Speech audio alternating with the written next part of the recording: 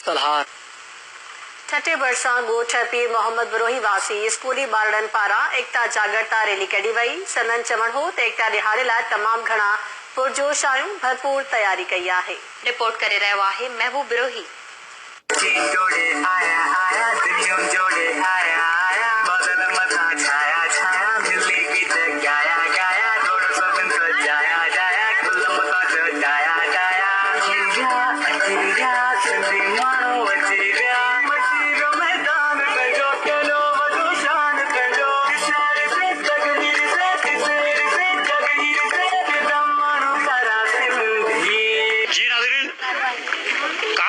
KTN group पारा ऐलानियल 6 December ते ऐलानियल एकता ॾियारो सिंध मुंहिंजी जिंद जे सरे हेठ मिलाइजी रहियो आहे। उन हवाले सां छठे जे फ़कीर ॻोठ वारे इलाइक़े में ॻोठ पीर मोहम्मद बिरोही में जेके मुख़्तलिफ़ ॿारड़ा आहिनि, ॿारड़ियूं आहिनि, स्कूली शागिर्द आहिनि, छाकाणि जो स्कूल बंदि थी चुका आहिनि, पर उनजे बावजूद बि ॿारड़ा आहिनि, ॿारड़ियूं आहिनि, शागिर्द आहिनि, उस्ताद आहिनि ऐं मुख़्तलिफ़ फ़िक्र जा ॻोठाणा आहिनि। हिन ॾियारे खे भरपूर नमूने सां मिलाइण लाइ पुरअज़म आहिनि। उन हवाले सां ॻाल्हि ॿोल कंदासीं। हिते ॿारड़ा असां वटि मौजूदु आहिनि, उन्हनि सां ॻाल्हि ॿोल कंदासीं, ॻोठाणनि सां ॻाल्हि ॿोल कंदासीं त उहे एकता ॾियारे खे कीअं सेलिब्रेट कंदा।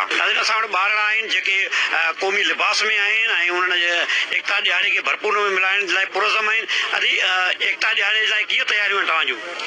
सिंध असांजो जिंद असीं पंहिंजे स्कूल में अॻे मल्हाईंदा हुआसीं वॾो प्रोग्राम। हाणे लॉकडाउन जे करे असीं प्रोग्राम मल्हायूं पिया।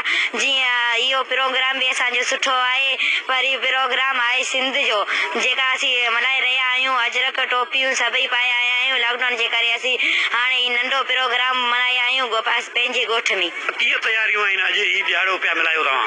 अॼु असीं तयारी कया आहियूं। हाणे रैली कढंदासीं। सिंध असांजो जिंद आहे। असीं पंहिंजे स्कूल में अॼु नंढड़ो प्रोग्राम कयो आहे। हर साल असीं वॾो प्रोग्राम कंदा आहियूं ऐं 12 माण्हू ईंदा आहिनि।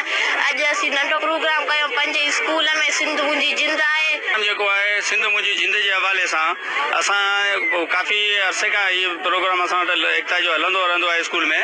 उनमें काफ़ी ॿार जेके से पंहिंजो कागज़ जूं टोपियूं वग़ैरह ठाहींदा आहिनि, पंहिंजो लिबास हिन ते सकाफ़ती काफ़ी शयूं ठाहींदा आहिनि। पर हींअर अफ़सोस इहो त कोरोना जे हवाले सां, लॉकडाउन जे हवाले सां स्कूल बंदि आहिनि ऐं अॼु जेको सो असां पंहिंजे ॻोठ में नंढड़ो प्रोग्राम रखियो आहे ऐं उन में बि काफ़ी ॿार जेके आहिनि इलाही पाड़े जा आहिनि, कुझु ॻोठ जा ॿार आहिनि, इहे आया आहिनि। हिन प्रोग्राम तमामु बहितरीनु आहे। हीअ ॿारनि जे लाइ ॼण सम्झो त ईद आहे। KTN कावश सथ जो साथी असांजो सहाफ़ी हाजन सोलंकी असां वटि मौजूदु आहे। हाजन साईं, ॾिसो पिया त स्कूल बंदि थी विया आहिनि, स्कूलनि में इहे सरगर्मियूं थी रहियूं हुयूं, पर अॼु तव्हां ॾिसो पिया त एकता ॾियारे जे लाइ जागृता सरगर्मियूं आहिनि, उरूज माणे वियूं आहिनि। कीअं पिया ॾिसो सरगर्मियुनि खे?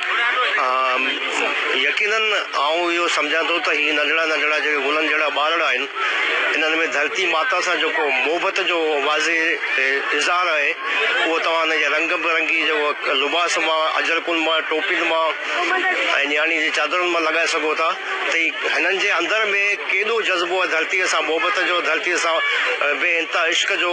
त जेतोणीकि जेको हिन वक़्तु माहौल आहे उहो कोरोना जे हवाले सां सॼी दुनिया खे जेको यरगमाल करे छॾियो आहे, पर उन जे बावजूदि सिंध जे हिननि गुलनि जहिड़नि ॿारड़नि में उहो जेको जोश जज़्बो जेको ॾिसण वटि आहे। इहो असांजो ॾियारो जेको 6 दिसंबर ते हर साल मल्हायो वेंदो आहे।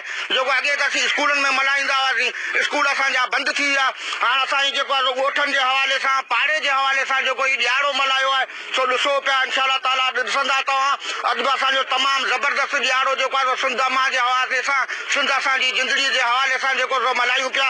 ऐं 6 दिसंबर ते इंशा अल्लाह ताला असांजो तमामु वॾो प्रोग्राम थींदो ऐं हितां खां असांजो प्रोग्राम रैली जे सूरत में कटे पइजंदो ऐं दुनिया ॾिसंदी लाइव ते त असांजो प्रोग्राम कहिड़ो थियो आहे।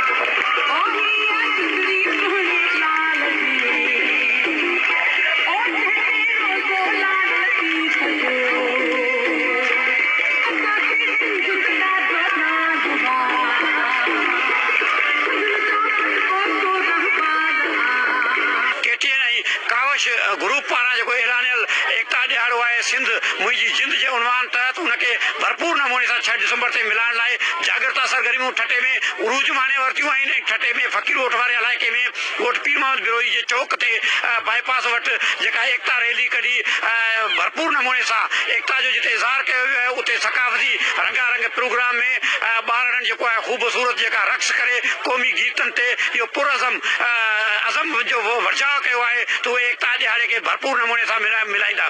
ईअं सॼी सिंध जियां ठटे में बि एकता ॾियारे जे कामयाबी लाइ जागृता सरगर्मियूं उरूज माणे चुकियूं आहिनि। कैमरामैन अब्बास अली शाह सां गॾु महबूब बिरोही, KTN न्यूज़, ठट्टो।